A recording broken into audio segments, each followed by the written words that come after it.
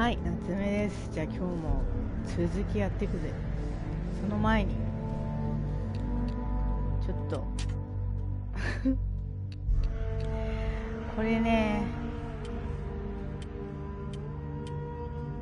これ何が違うんだべ。このままだと本当に死んでしまうというかなんつったらいいんですかね、もう一回一からやり直しってなっちゃいそうなんで、ちょっとイージーにしてやっていこうか。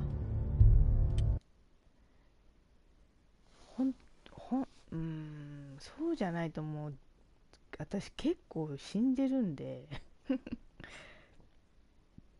やばいと思うんですよね。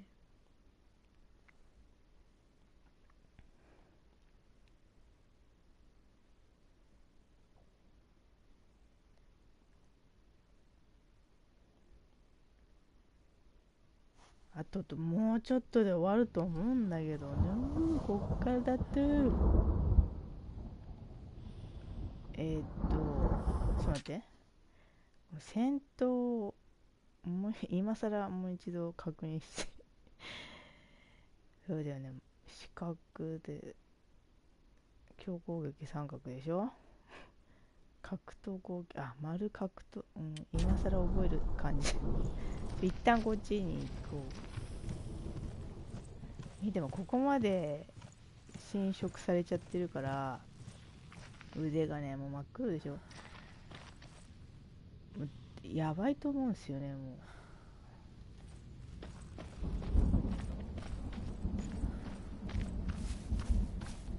う向こうに行かなきゃいけないんだから、あ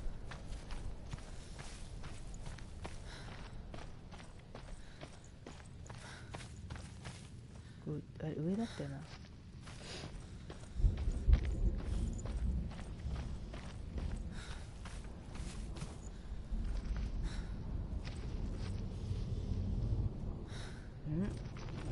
こっちじゃないなわかんなかった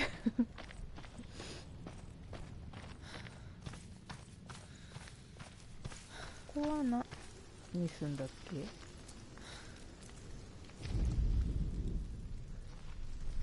もう昨日のこと覚えてない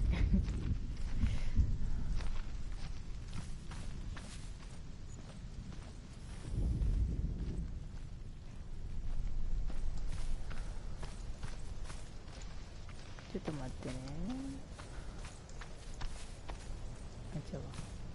こっちだやっちゃうよ。だよな、こっちか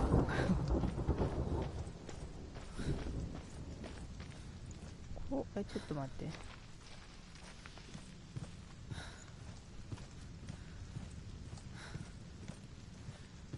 こっから上がってきたのね。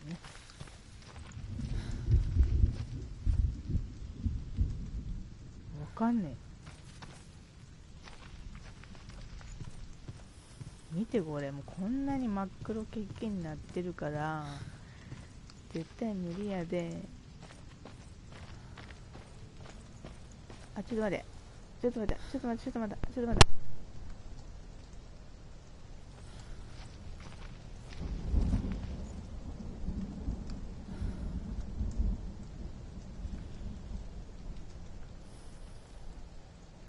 大丈夫大丈夫とかって、ちょっと今うちの近所のバイクの子たちがお勤めに行きそうな感じがしてお勤めにちょ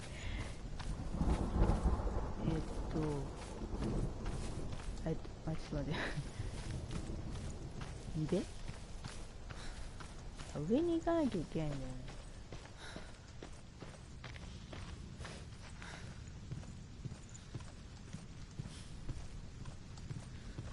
こっちからこっちから上がるんだったん。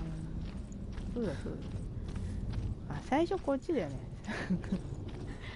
分かんなくなって、こっちから来たんだ。ね。そうでした。あそこ開いちゃった。やっぱ上からだよね。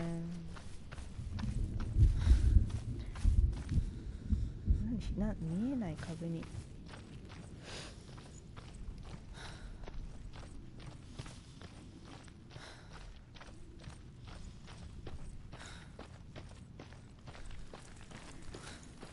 ここからつれえんだよな、戦闘が。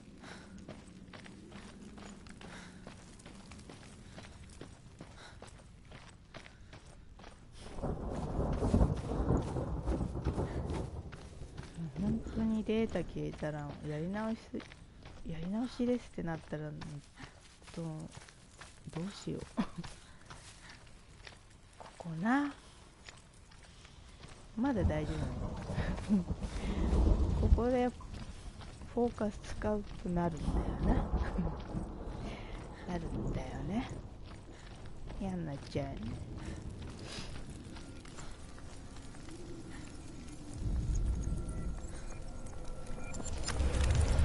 おいだー。お、しじり。あっち側はどっから見るんだあれ。こっからですよ。こっからですよ。だってもうすでに。いや大丈夫かな。これいきなり死んでゲームオーバーになったらもっとどうしよう来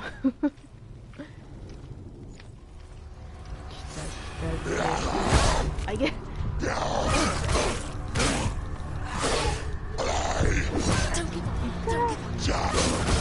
あ、やばい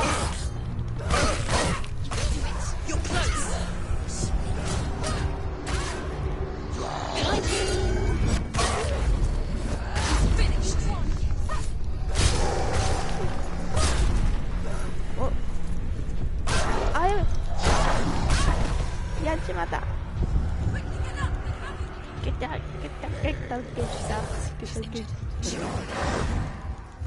見えねえんだ。う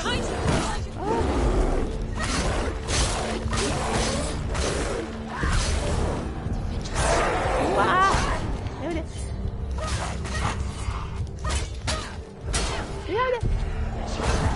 てあー、やめて。どうしよう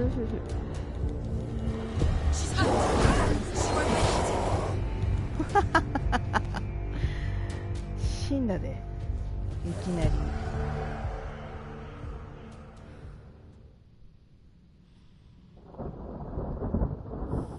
あれ手の侵食がどうした。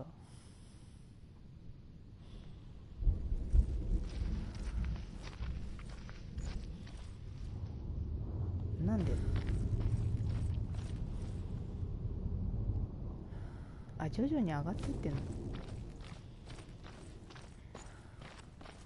なんか思うように動かないんだよっていう言い訳。下手なだけなんだ。ハマっちゃうんだよね。なんか動けないっていうかさっていう言い訳。あと寝起きっていう言い訳。さっきまで寝ててなんかね、金曜日って疲れるじゃないですか、一番疲れが溜まって。あれ、侵食、腕の侵食まあいいや。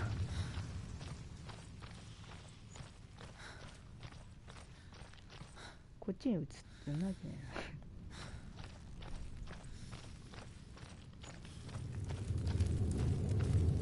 さあ、もう一回だ。本当に私今寝起きなんでダメだこりゃ。大丈夫かな。もう本当ただ腕の侵食がなんかなくなった。うわー、いきなり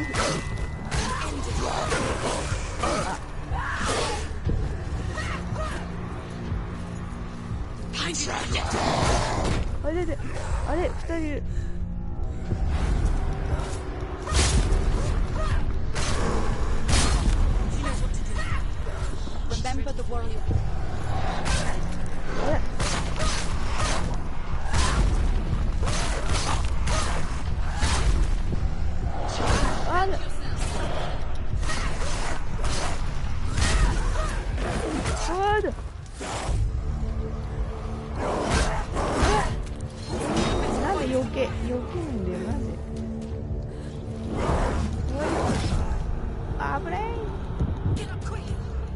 パリーができん。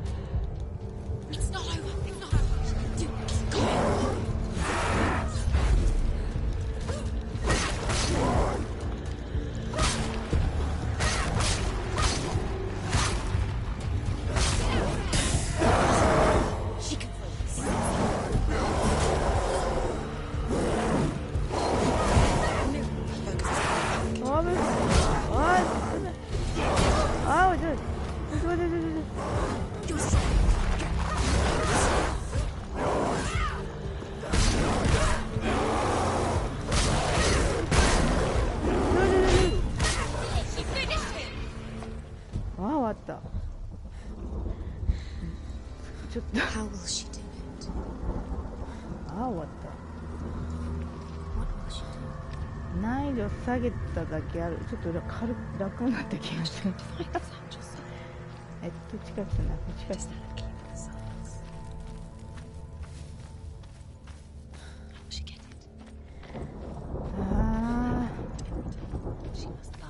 No, she cannot bargain with Hela. She's not strong enough to kill Hela. What does Hela want? No one can bargain with Hela. What does Hela want? What can she give her? She もうちょっとあそこ she'd rather die. It's a worthless soul. But it's all she has to give. なんだっけ、まだあそこ繋がってないんだよな。 What more could she give?そして腕の感触がなぜか危なかった。肩まであったのに。このうねうねうねって何なんだろう。まだあそこ繋がってないからいけないんだよね。なんかもしかしてあー、まさかのそういうことか。あ、でまた、あ、それであっちの橋をつなげることができるってことか。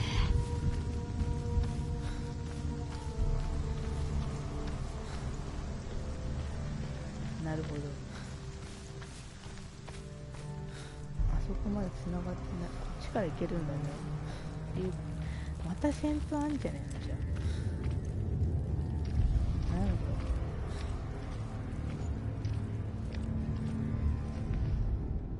The Northmen say that at Ragnarok, the gods will face a ship full of their foes, which Loki has steered to Asgard. It carries the fire giants, the wolf that will eat the sun, and all kinds of dark creatures. Surt will join them with his sword of fire. The cliffs will crash, trolls will walk the land, men will tread the road to hell, and the heavens will split open.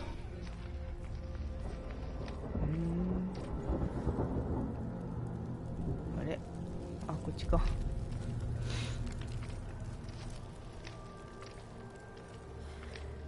今日は3月1日なんですけどね、今みんなディビジョン2のオープンベータやってるよね。私もやりたい。これを終わらせてからやりたい。あ、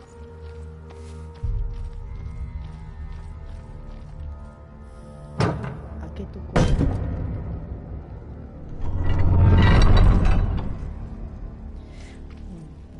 ディビジョン2もね、私ちょっとまだ悩んでんだよね。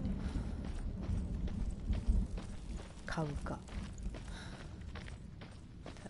この間プライベートベータやった感じだといまいち、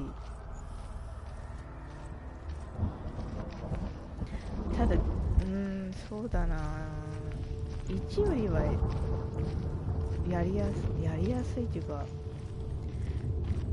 遊びやすいっていうか、なんつうか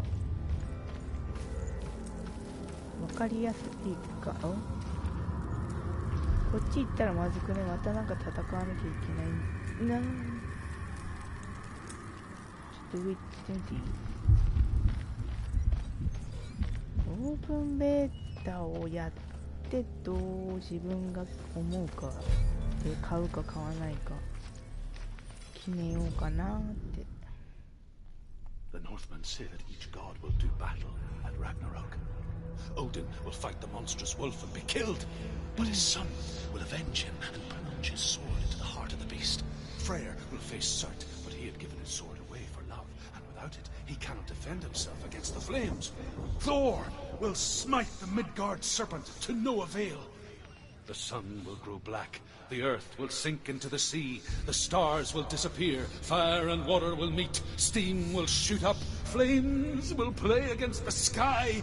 The heavens and earth and all the world will be burned. All the gods will be dead, and the warriors of Valhalla and the people everywhere. マジ待ってる。やばい。ちょっと待って。待て。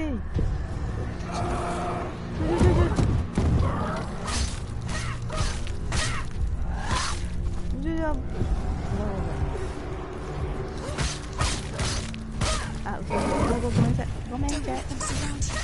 あれ、なんかもう一匹いる。もう一匹いるの。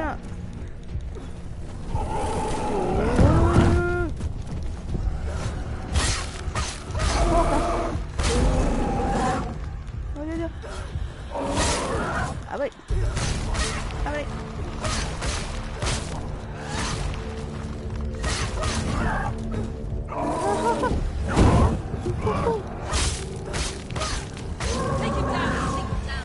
まだ一緒に。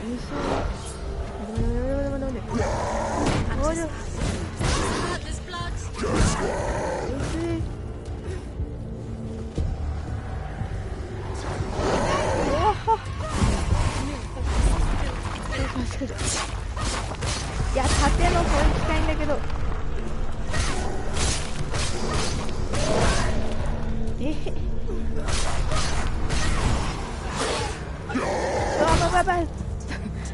危ないでしょ。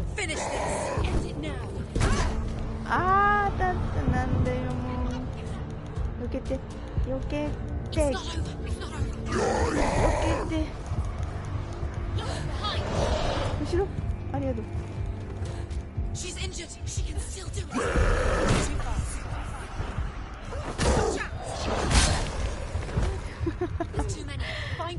ここに来て蹴り覚える。うそ。フォーカス。前にちょっとこの蹴り覚える。この終盤に来て蹴り覚える。蹴りを覚えた。さっきもちょっと攻撃をちゃんと確認しようっつって、蹴り、丸蹴りなんだと思っててかもうここまで来てまだ戦い方ちゃんと分かってなかったっていう自分で笑っちゃって、大丈夫かお前って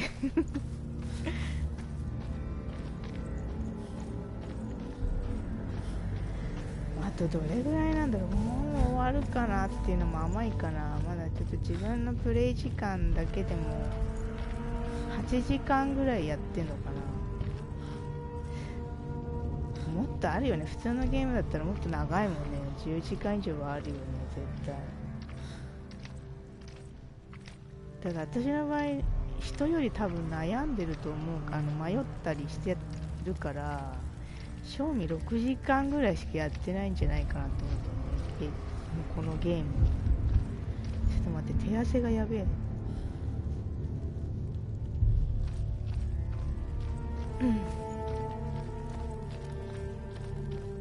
あれ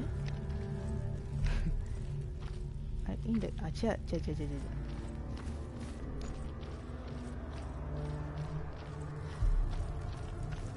から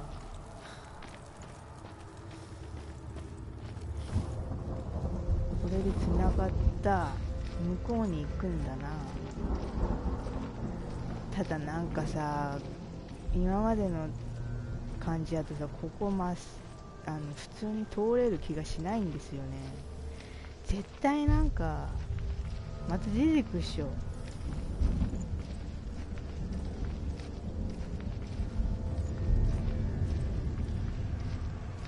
大丈夫かな。なんともないか。あ、やっぱりね、やっぱりですよね。うわ、嘘。いやいや、ちょっと待ってまあどうしよう。盾が2人もいる。てかまあやべえな。おい、蹴りをだからね。それは危ないよね。危ないっすよね。ああ、どうしよう。ちょっとロックオンがね、勝手にロックオンするから自分が思ってるところに行かなかったりするんです。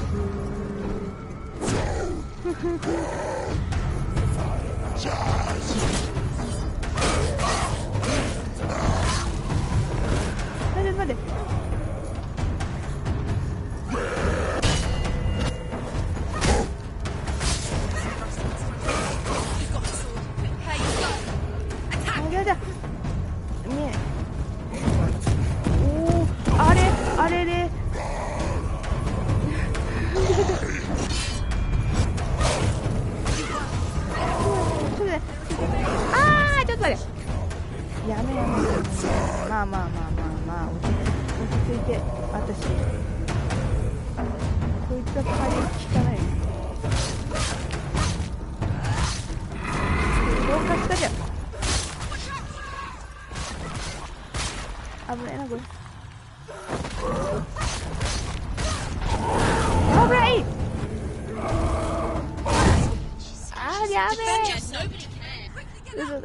嘘だ、やめて、こんなのやってらんねえ、やってらんねえ、なんかもうだってちょっと狭いんだよ。す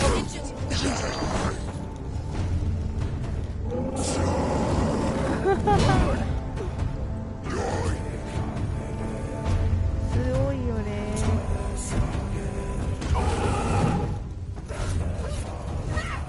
もうロックオン変わっちゃってるしわかります？これロックオンビハインド後ろね。あーわよいしょ。あのねここ使う。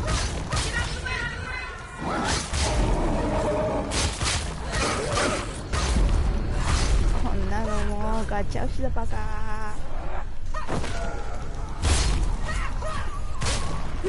あれまたなんか出てきてない？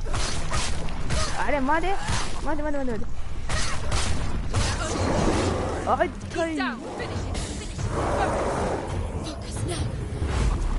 ォーカスなおですね。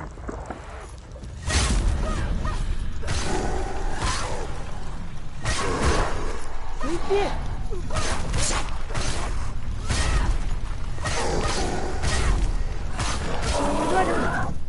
おい、どんだけ出てくるのか。待ってロックオンどれに行ってる？ロックオンどれに行ったロックオン。このでかいのかい？でかいのって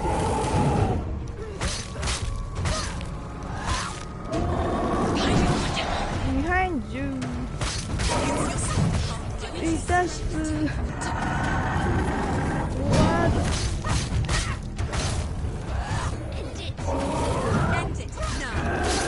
やばい。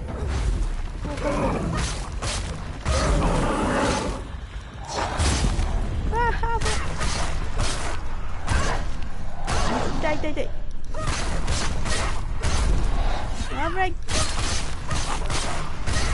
なんだかよくわかんない。また。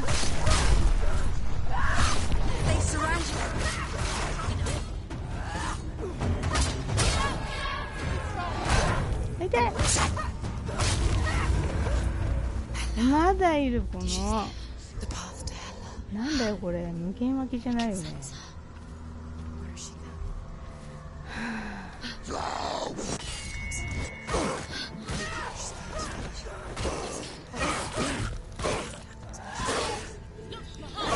後ろ、よしそう。ちょっと待って、あ、マジで、や聞いてません。使っちゃったもんね、そうか。使っちゃったもんね。あら、当たってしまった。やだよ。やだよ。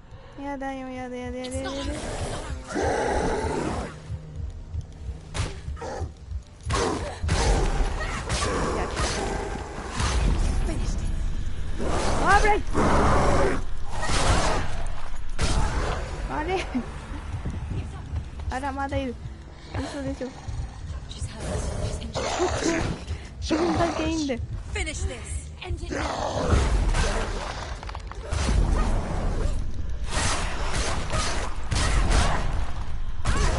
あれちょっと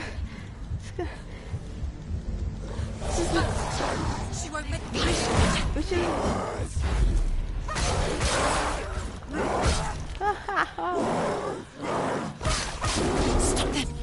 嘘だ。見づらい。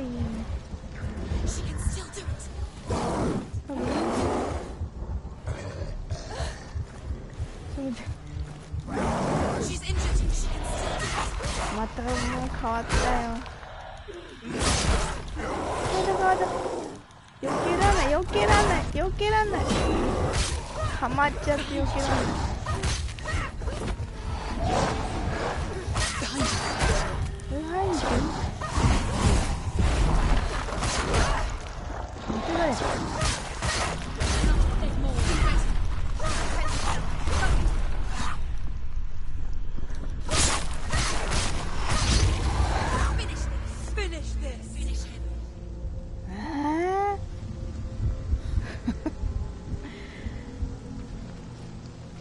なんだよもう、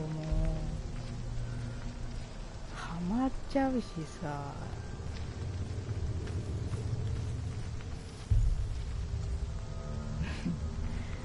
なんだよもうって逆ギレだよ。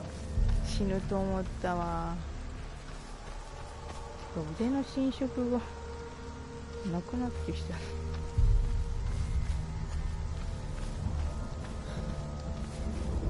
次何さ。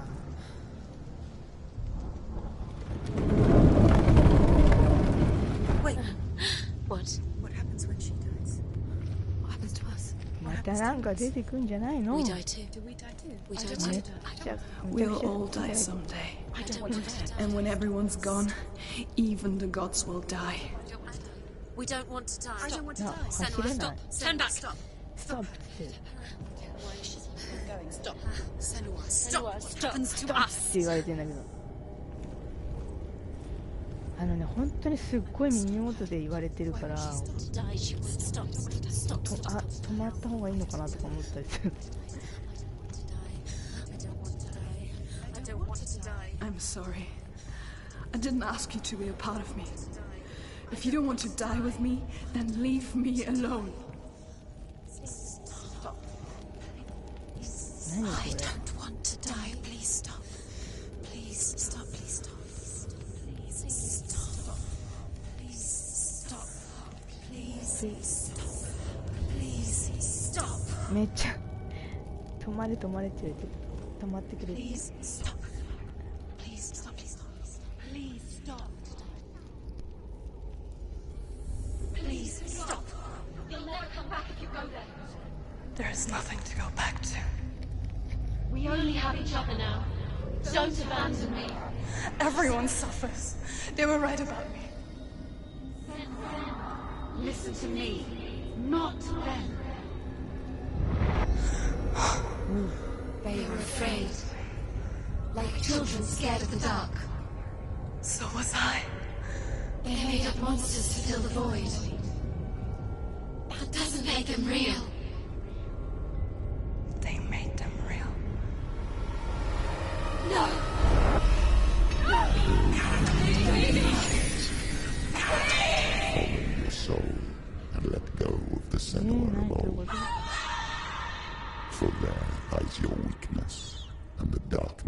find it.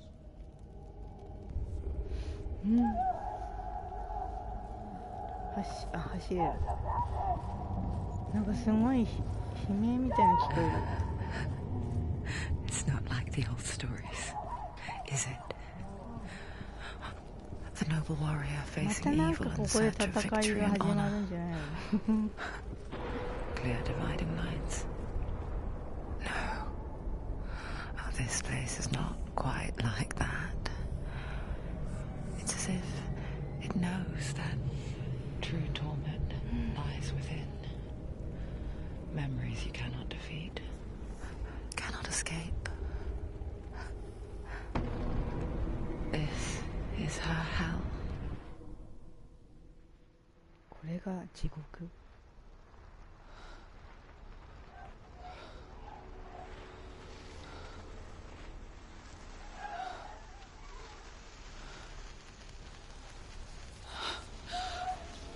え？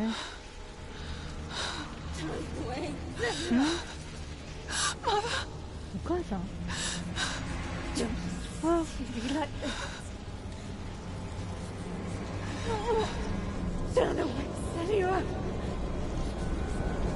実写じゃないこれ。おお、後ろに。You see it, Senua? You see the darkness, faces fear and suffering. I can see it.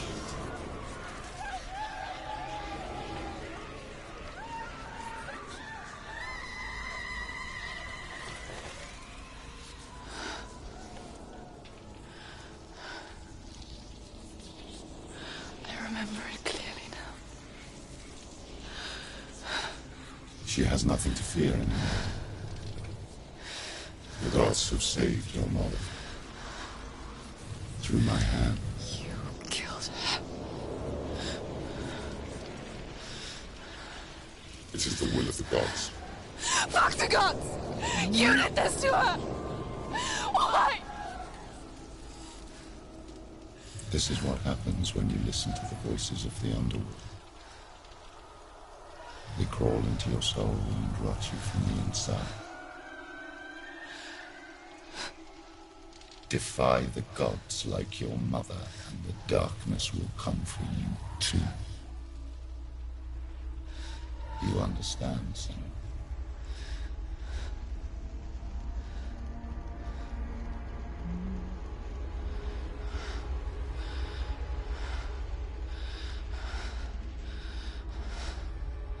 I do understand.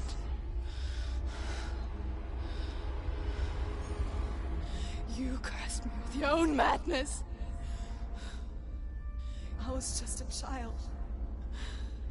You created this darkness! You created this darkness so you could hide behind it! おお、なんだ。 Only suffering brings salvation. It is the way of the gods. 何？ It was all a lie.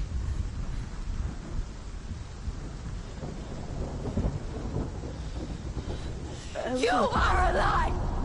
She didn't defy the gods. She defied you. And so you killed her. You didn't pray to the gods. You prayed to your mother. Your mother was too weak to fight the darkness and abandoned you. You tortured her. You killed her. You are the darkness.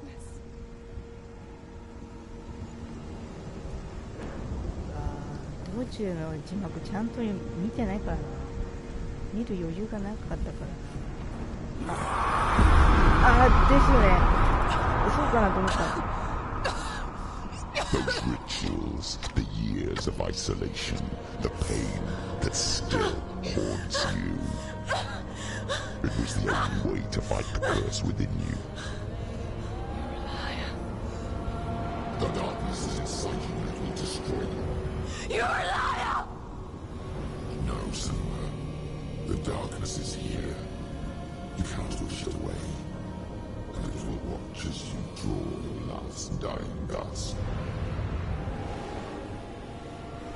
I won't let you kill me.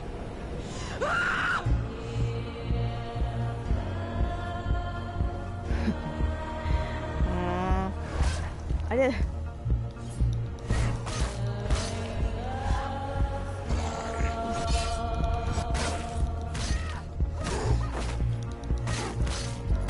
Watch out. いた Careful, Senua. あ危ない。ちょっと待って多くないか。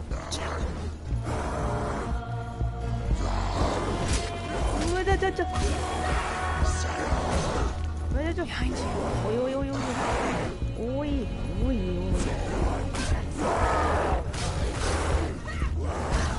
あーやべえちょっと待って Careful. なんかこっ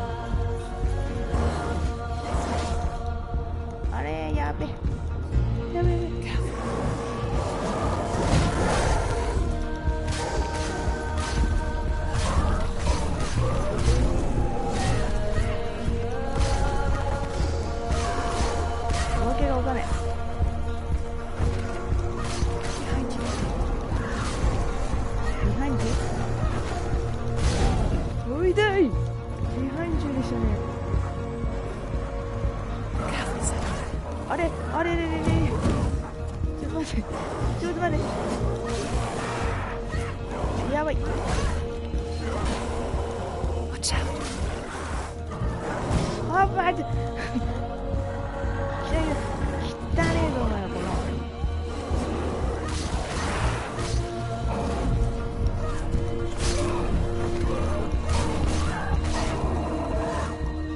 I can see through your darkness. やったらしいよ。 You're a liar and a やった murderer. らしい。 And if you really are Hela, 松島さん then こ I ん have ば a んは。 sword here that can kill a god. 疲れた。どうなってんの。ああ、なるほど。びっくりした。 Look at you. Run forward, moving backwards to wallow your miserable past. うわ、 You're making a mistake searching for Gideon. え The same mistake that killed him え。あ、 in じ the ゃあまた first ここで place. 戦うんじゃないの。手汗がやばいよ。もうね、こう丸いところは戦う合図って思ってんだけど。首だ。ディビジョンベータは、あ、そうなんだ。比べと同じ。あれ、大丈夫かな。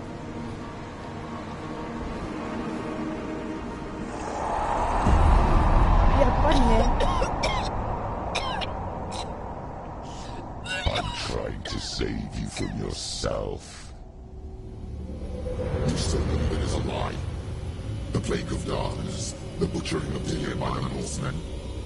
You saw it yourself. You told everyone I was cursed. They believed you. I believed you. Tell Senua, where is Gideon's soul if the darkness is a lie? How you saved him?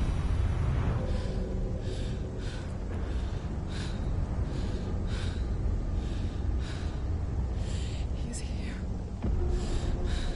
I know he's here.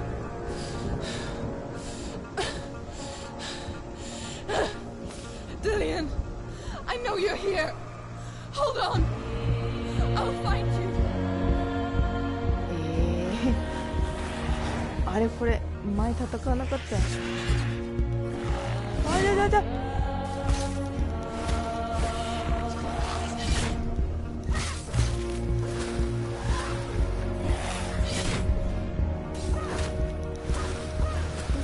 見えな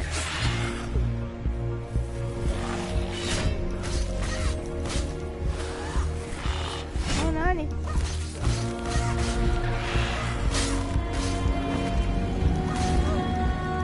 なんだ？うわ、なんだ？Watch out.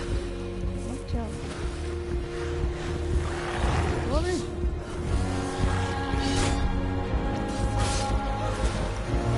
あれ、なんかもう一個いる。あれれれ。あいだ。やばい。あいだ。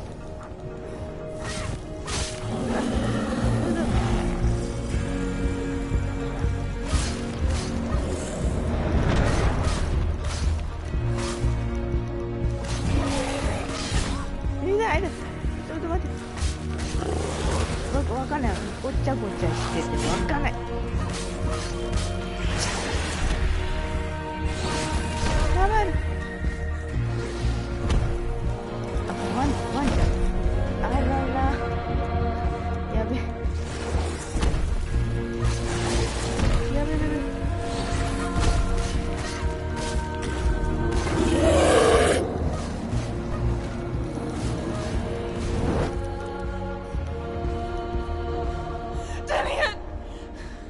Where is he? You're trying to trick me again with your lies. I know he's here. You took him from me. You have him. Gideon's gone. Gideon is dead. Let him go now. また戦わせんの。 Or what? What can he do to me that you haven't already? Fight me. Come on.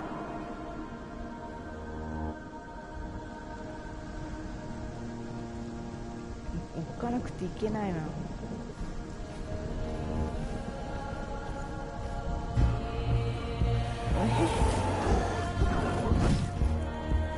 Behind you. オープン。 You betrayed your own father. You betrayed the gods in search of Gideon, in search of love. Look where that's got you. Watch out. あのね、 Go of your father. Let go with your 痛い。 of Dillion. Careful, Senua. Don't let your darkness hurt anyone else. Behind you. Be careful, Senua. なんだろう、なんかハマってるよ。ちょっと待って、なんだろう。 Watch out. 吸い寄せられる。 Behind you. や Let ば go, い。 Senua. Let go of your battle. You're killing yourself. ちょっと待って。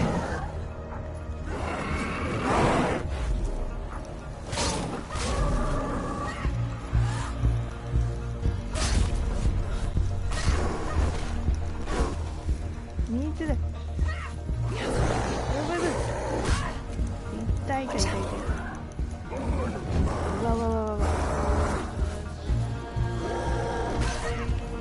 Watch out. 危ない。なんで。あった。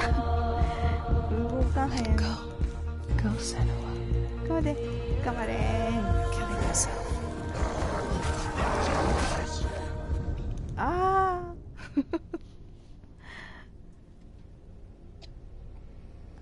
あれ。やばくね。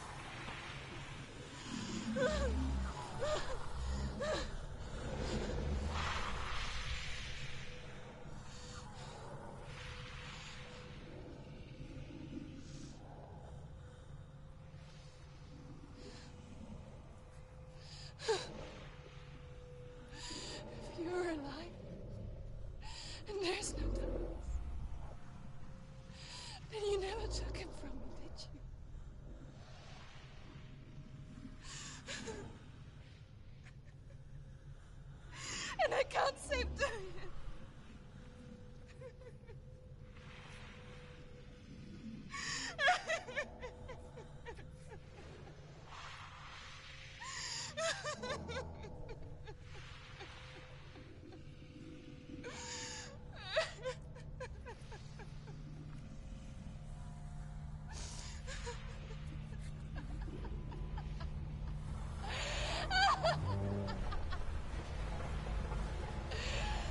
Is that what you want me to believe?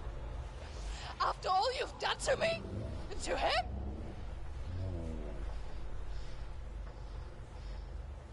You're not a liar, but you're a liar! You crawled into me to confuse me and deceive me. But I know he's here. I know you have him.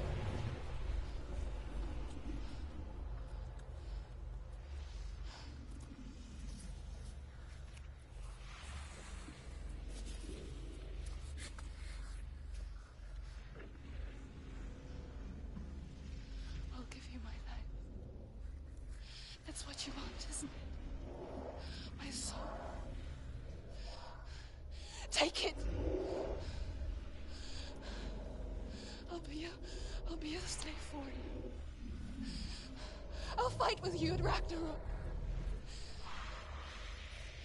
If you release it.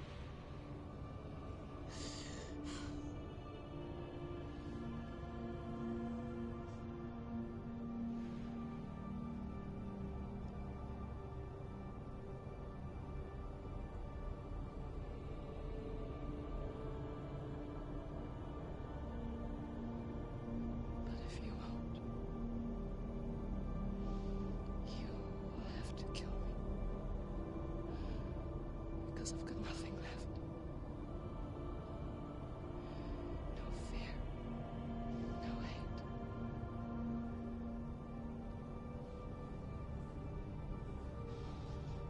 No quest.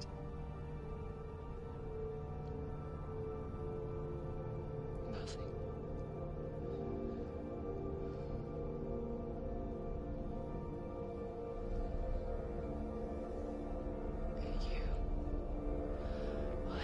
No power over me.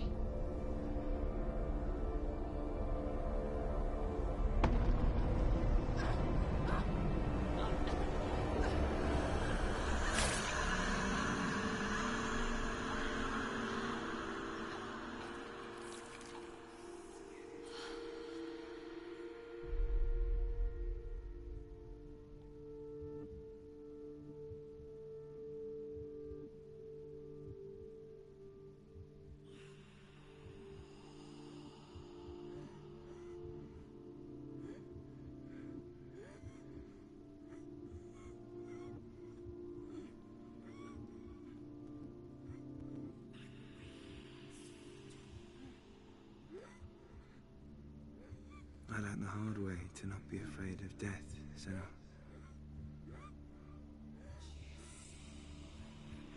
Because a life without loss is one without love.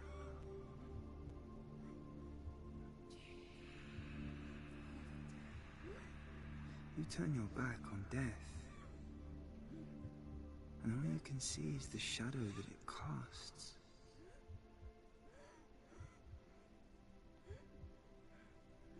The longer you hide from it, the longer the shadow grows until all you can see is darkness.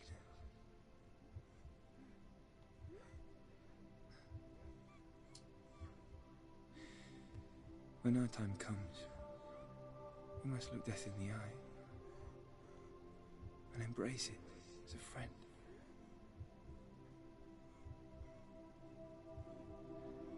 Only then can we let go of our fear.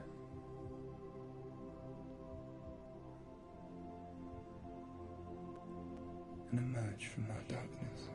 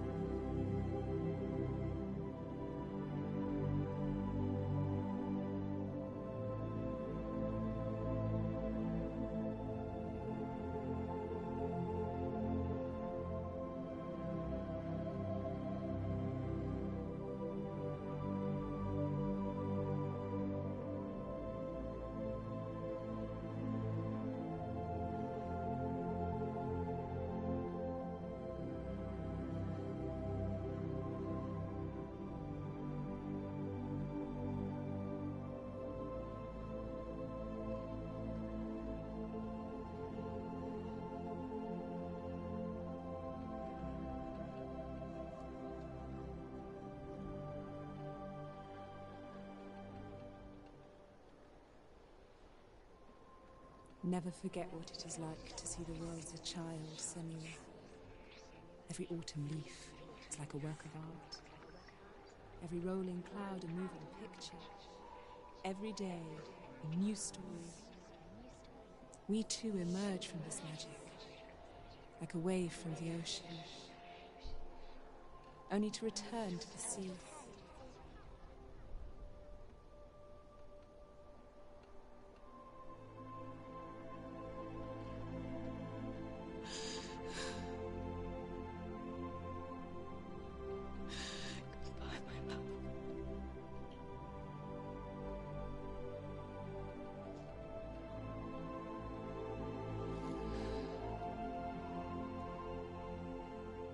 Do not mourn the waves, the leaves and the clouds.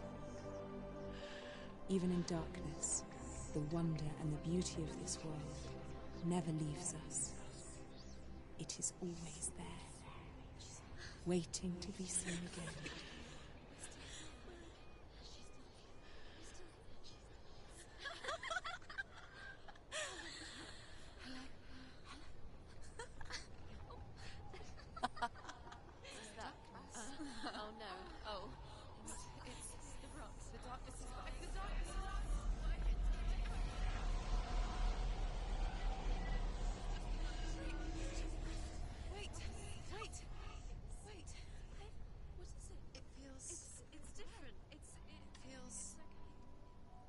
This is where my story once began.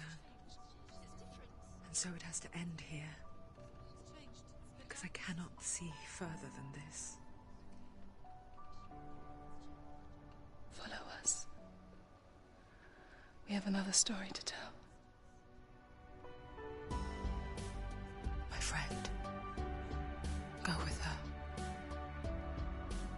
This now will be your story to witness.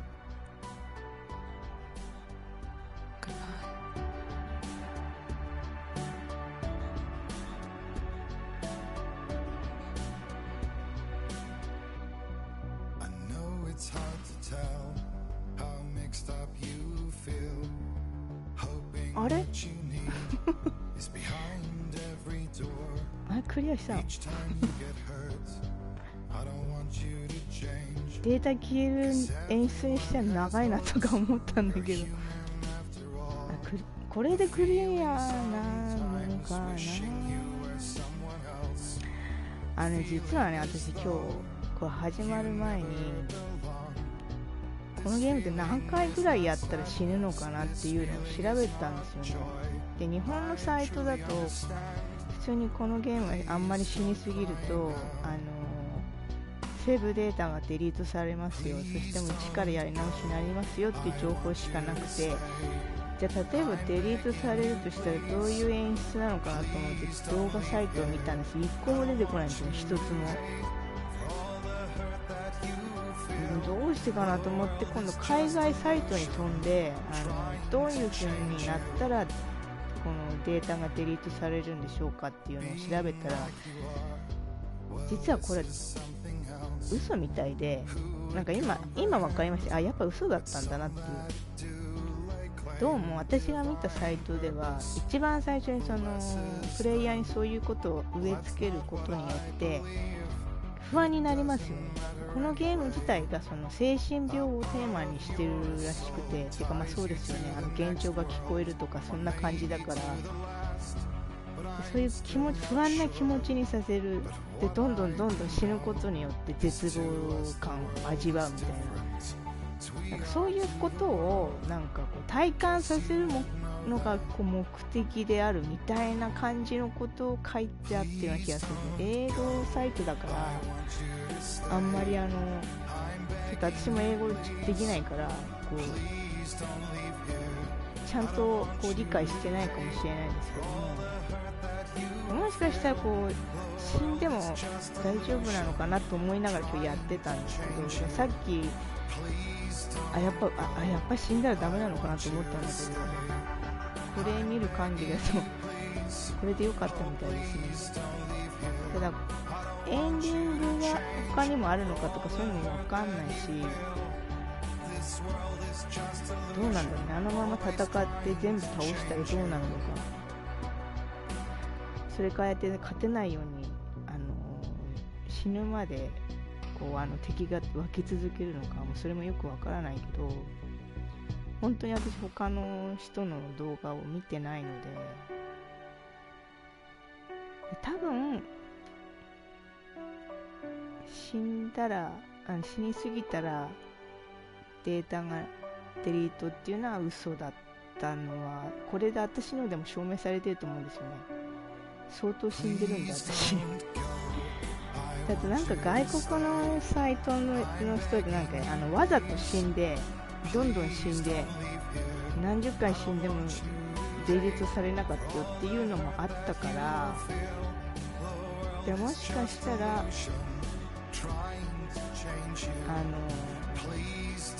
これはそのわざとそうやって言ってるだけなのかなと思ったし、でも海外サイトでもあんまり支援しすぎるとデータがデリートされちゃうよなんていうのもあったから、どっちが本当なのか本当わからなくて、とにかく今回のではっきりするかな自分でやってと思ったんですけど、私の結論は運営側の電話じゃないけどこうわざとそうやってプレイヤーの気持ちをね不安にさせるっていうためにやったんじゃないかなと思います。ハンターさんこんばんは。クリアっていうのかなって感じなんですけどねちょっと道中その字幕を追ってる余裕もなかったりして、正直あんまりストーリーがよく分かってないで終わっちゃったところもあるんで、ただそんなボリューム的にはもしね精神病とメンタルヘルスについてはより詳細に知りたい方は以下をご覧ください。そうだから精神病をテーマにしてるんだよね。だからどういう風になると人って追い込まれるのかっていうのは私もねセヌアちゃんが死ぬたびにもどんどん追い込まれてったからね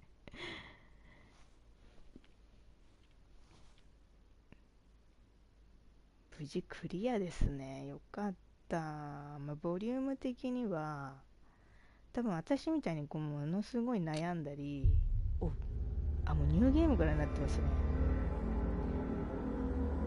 これでデリートってこのことなんじゃないか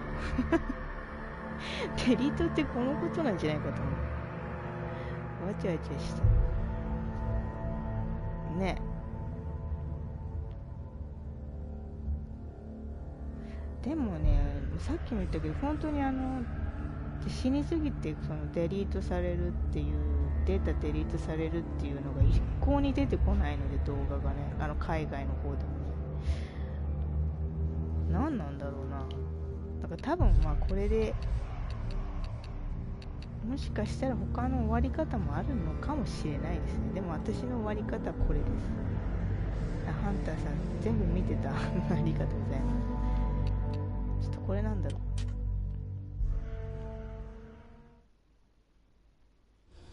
Stormy seas and lost souls.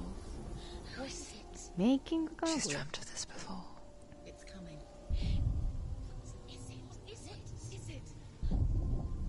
They say dreams are visions of our memories, thoughts and fears, as seen by our inner eye. 映像が綺麗だったよね。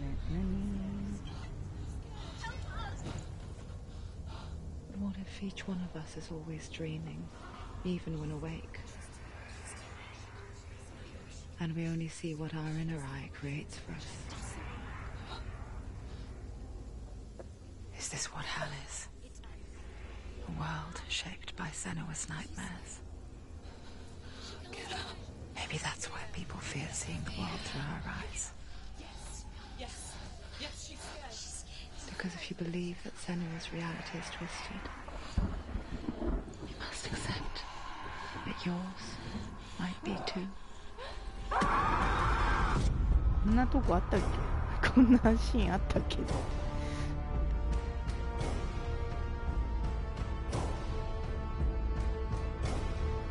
Hellblade: Senua's Sacrifice is a video game about Senua, a Celtic warrior on a vision quest into Viking territory.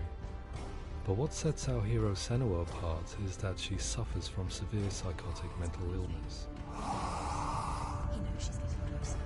He can feel her coming closer. She's getting closer. They're watching. They're watching. They're watching. The original idea for Hellblade was to create a classic hero's journey, a journey of suffering, but one where the fantasy world is not another planet or alternate universe, but a world that is constructed in Senua's mind. But to do so would mean putting psychotic mental illness at the center of the experience, a subject that is still considered taboo, and a challenge that was both terrifying and exciting in equal measure. In Hellblade, the starting point was a newly discovered Celtic goddess called Senua in Ashwell, Hertfordshire. When first discovered, her name was thought to be Senua, a name which I liked and kept. I wondered if Senua might have been a Celtic warrior like Boudica who stood up to the Romans.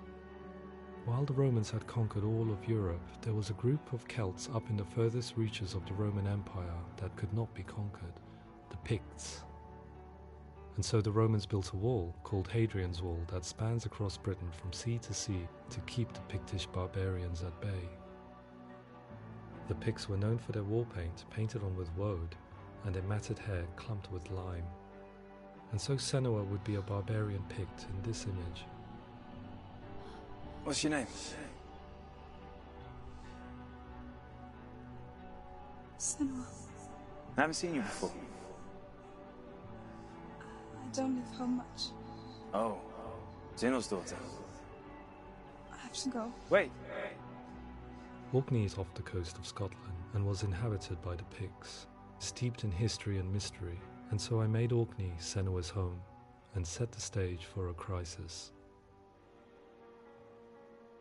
In the late 8th century, the first Vikings landed on the Orkney Islands. The population of the Picts crashed thereafter, replaced by the Norsemen of the 9th century. Were they wiped out? We don't know for sure, but it would seem likely given the reputation of the Vikings. The Northmen's brutality is legendary. High-ranking leaders and chieftains of the tribes they conquered were often offered as sacrifice to their gods.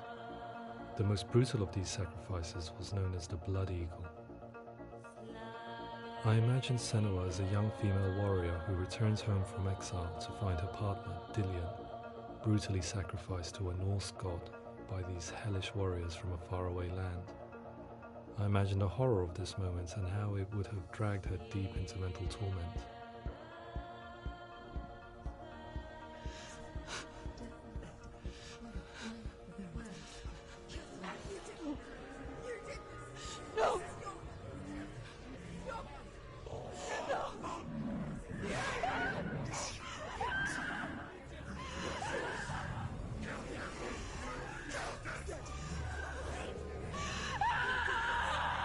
came to learn that the Celts had a sophisticated and nuanced perspective on the nature of mental disorder. One term they used was Gelt.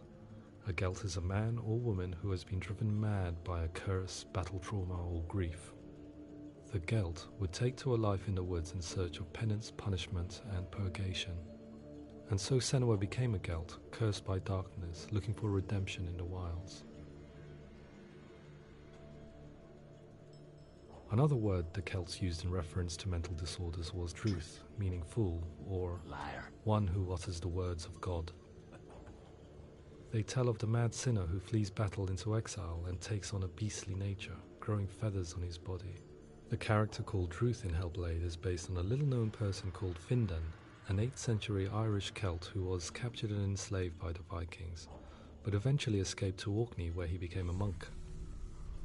I will tell you my stories of hell, if I may walk with you. Upon meeting Senua, it would be his stories that fuel her quest deep into their world of gods. The Northmen say the world will come to an end.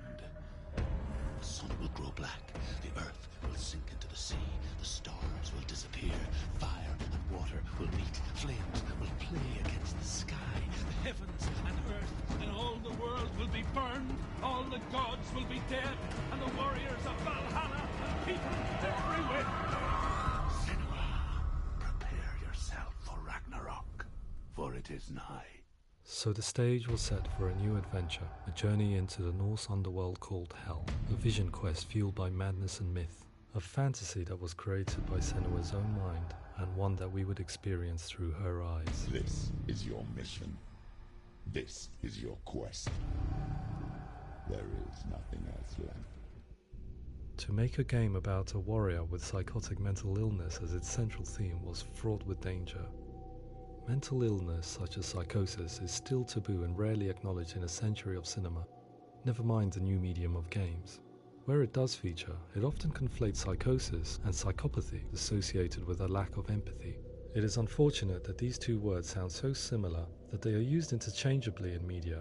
I must admit that I didn't have to look very far to discover my own ignorance of the subject. So we reached out to Paul Fletcher, psychiatrist and professor of health neuroscience at University of Cambridge. Psychosis is a descriptive term, and it refers to having a loss of contact with objective reality. So it's characterized by two main sets of symptoms. One of them is hallucinations, where somebody experiences perceptions when there is no actual objective thing out there to perceive. You're already dead. Who are you? And the other is delusions, where somebody comes to very often bizarre, unpleasant, frightening beliefs when there's no good evidence in favour of them. There's no doubt about it. The source of the darkness is in Helheim, and the goddess Hela holds his soul there. We reached out to Welcome, a biomedical research charity that spends billions on research and awareness programs aimed at improving health. Mental health hasn't always been presented in the media in a way that is particularly helpful. It can be challenging to engage people with the subject matter, and there are a lot of preconceived ideas about mental health, and particularly schizophrenia and psychosis. So we hope our support allows the team to continue to collaborate with Paul Fletcher and with those who have experience of psychosis to create a game that provides a fresh perspective on the condition and allows audiences to engage with it in a way that just wouldn't be possible in any other medium. What started out as a brief consultation convinced me that we were only scratching the surface of an immensely deep and interesting subject that could enrich and change the very nature of the game. That's cool. Thanks so much for coming in. Pleasure. Thanks. It's really interesting for me, and I'd love to be involved. I think it's fascinating. Absolutely. Our understanding of psychosis is still very much a mystery, and ways of treating it are still primitive compared to physical illness. After all, it is easy to see the pain and suffering caused by physical diseases or physical trauma. It is not so easy to see the mental suffering and trauma of severe mental illness. But what if we could find a way to see it? Games are capable of drawing you in for hours on end, playing the role of a character who is different from you, experiencing their perspective, and actively involving you in a world that functions with a different set of rules.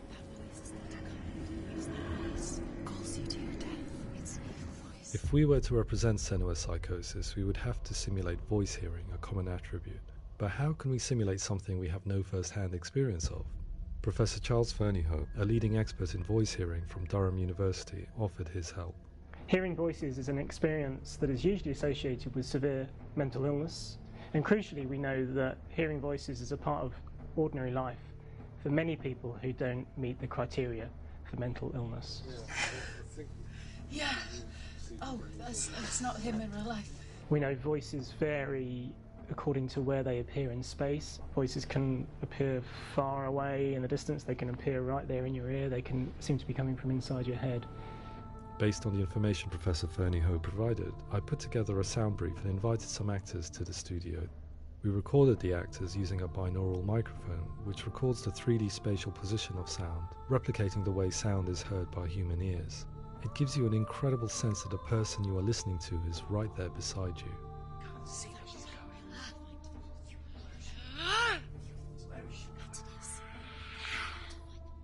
Rachel Waddingham from the Voice Collective came to our studio with 2 young voice hearers to speak to our team. We talked at length about their experiences and they listened to our tests, giving us feedback on how we could improve on it. Everyone hates her.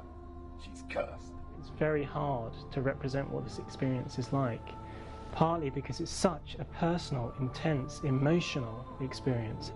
It's testament to how Ninja Theory have been listening to what the researchers are saying, but also, crucially, listening to the experts by experience. What they've come up with is so compelling. It's by far the best representation I've heard of what these experiences are like.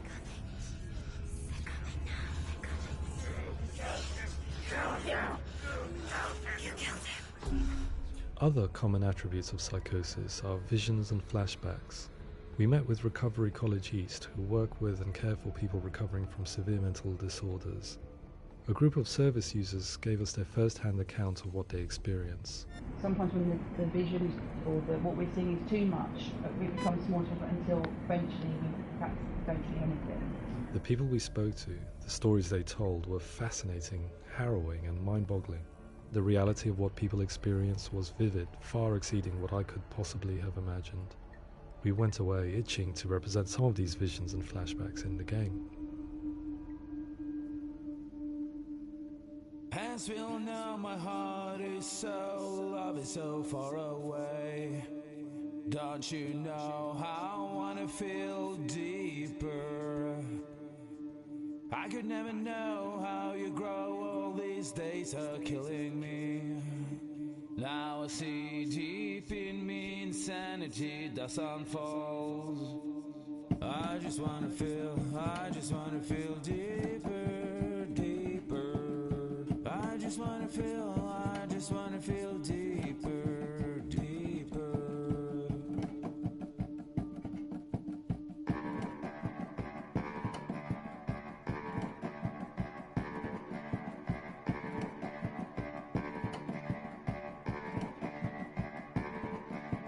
As we all know, my heart is so, love is so far away. Don't you know how I wanna feel deeper? I could never know how you grow, all these days are killing me. Feel like this, read like this, I just wanna live that song. I just wanna feel deeper, deeper. I just wanna feel deeper, deeper.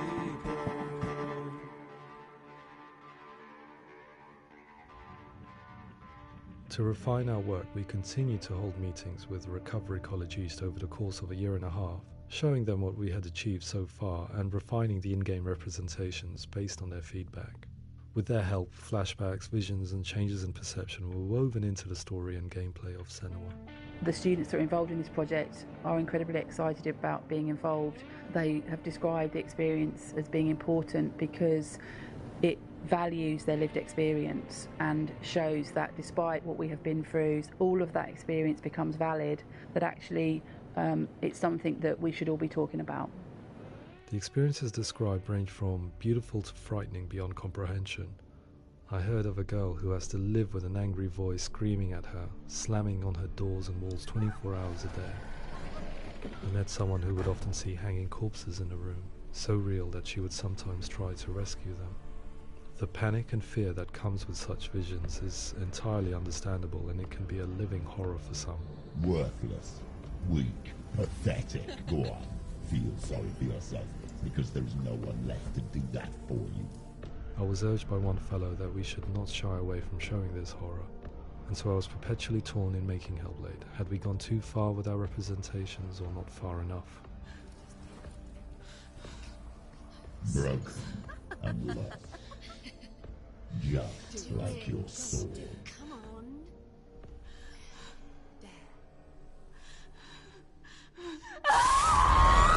In some ways, voice hearing and visions were the low-hanging fruit, so to speak. There's another aspect of psychosis that is much harder to explain, but one that I think video games are uniquely able to represent, which are often called delusions. People begin to see patterns in the world. They begin to link things that most people wouldn't link. Most of the things that we might think would be coincidence or, not worth commenting on. Nevertheless, that might have a particular salience or importance for them.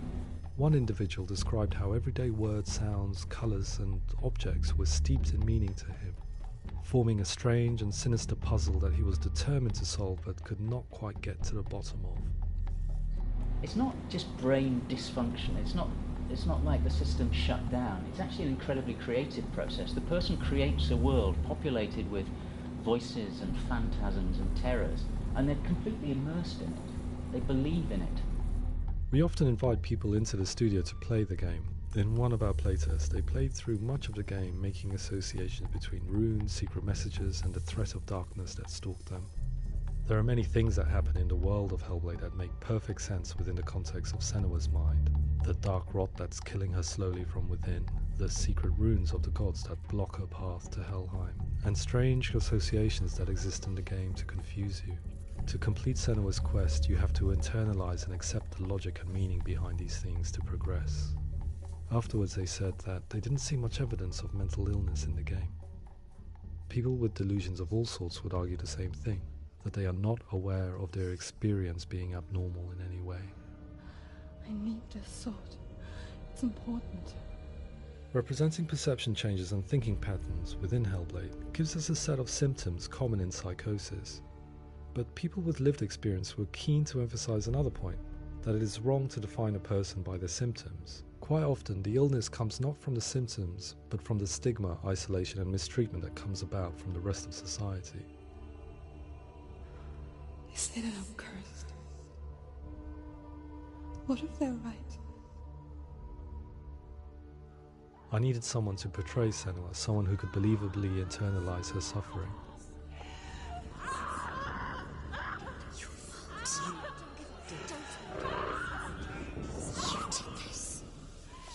Melina Jurgens, our video editor, had been a stand-in for Senua over a few months while we perfected our motion capture techniques. Without realizing it, she had already auditioned for the role, and I knew her well enough to know that I didn't have to teach her to act, but to relive her own internal pain. As often is the case, those who have suffered mental anguish are never far from us.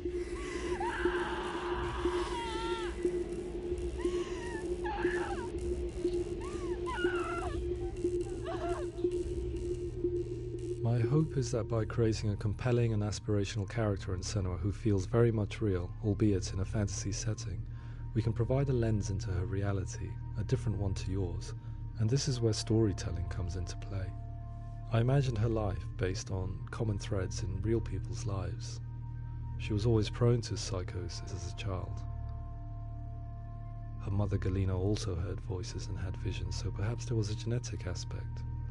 Or perhaps it was cultural, as she lived within a world without science, of gods and a superstition, as exemplified by her druid father Zimbal. Psychosis developed in her late teens to early 20s and was exasperated by stigma and isolation at the hands of the clansmen and her father. This darkness. It's spreading. The trauma of seeing her lover Dillian sacrificed tips her over the edge, making her remodel her reality around a concept that connects everything: the darkness. So the question, is what Senua experiences real? Can only be answered by saying, yes, it is real. It is her reality. All of her suffering will have been for nothing. It's just a matter of time.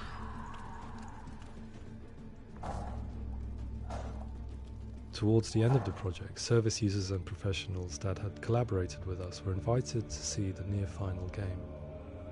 It was a chance to see if the game had reflected their views or if it had misrepresented them. For me, being involved in especially developing Senua's character has been really important, and being able to bring in my perspective and what I see and what I hear, and having that built into the game has been a real privilege. It's gritty and it's meaty, and there are some tough subjects in there that are being tackled with honesty.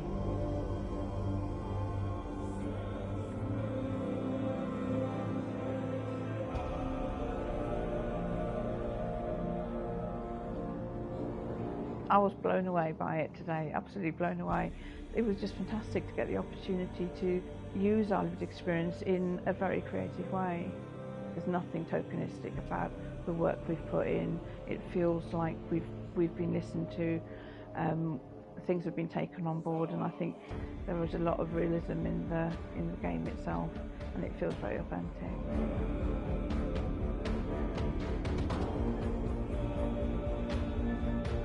Hellblade will give people a good experience of what it's like to hear voices and have those experiences.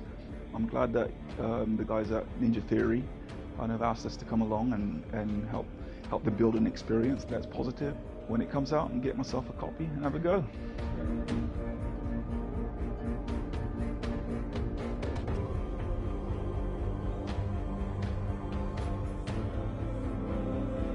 I think all the way through I was really inspired by how the conversations have translated into the game in a way that I think I didn't imagine was possible. So wonderful, really wonderful.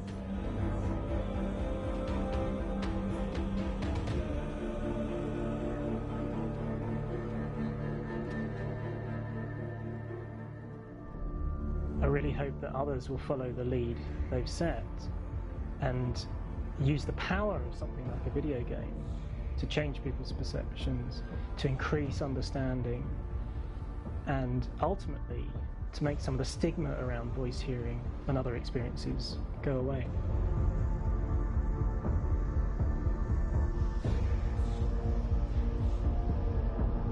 For me, it was really exciting to see something that I explore scientifically being represented so beautifully in a character who's trying to penetrate the mysteries of the environment in which they've been placed, with all of this strange uncertainty and noise and conflicting information that they're getting. I'm very excited by this way of trying to represent mental illness, because I think it actually might be offering us insights that we wouldn't get from pure scientific explorations, and actually giving us quite an empathic view of what it might be like.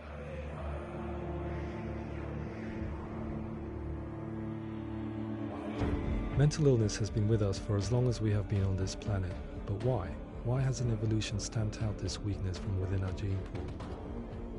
I often pondered this question until I realized that the question had an inbuilt flaw. It assumes that being and thinking differently is a weakness. The only reason we have computers, spacecraft, medicine, poetry, art, and yes, even video games is because individuals are able to simulate new abstract realities in their minds and share them with the rest of us. We need people to be willing to see differently in order for us to progress and survive as society. And we need to be open to these new ways of seeing. And it is this spirit that motivated me to create Senua's story and share it with you.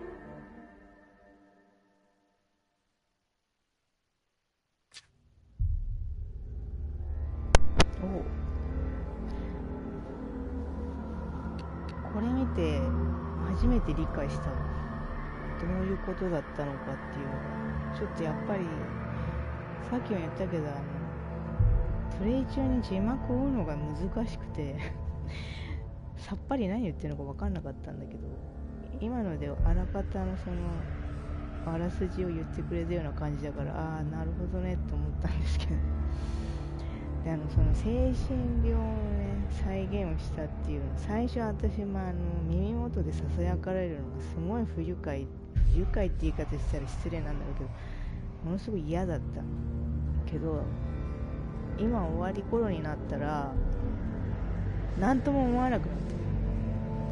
逆にその声が自分を助けてくれるから、何後ろとか、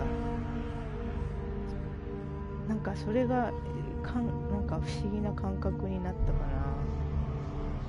最初あんなに嫌だったのに、ヘッドホンなんかしながらできないよとか思ってたのに、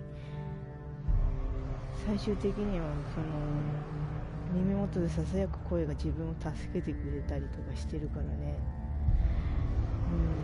これがなんだろう、そういう幻聴とかの人の感覚を体感しながらゲームをしてたっていう感じなのかな。なんか今ちょっとこのドキュメンタリー見ててそう思いましたね。もう一回やるか、もう一回やってみますかって言われてやらないけどまあ今までないゲームじゃないかなと。なんでこれ日本版で発売されないのかなと思うんだよね。そうですね、体感することが意味がある割には結構戦闘シビアだよなと思いましたけどねもうちょっと戦闘最終的にちょっとゲームのモードレベルを変えましたけどね、私もイージーモードでやろうと思って。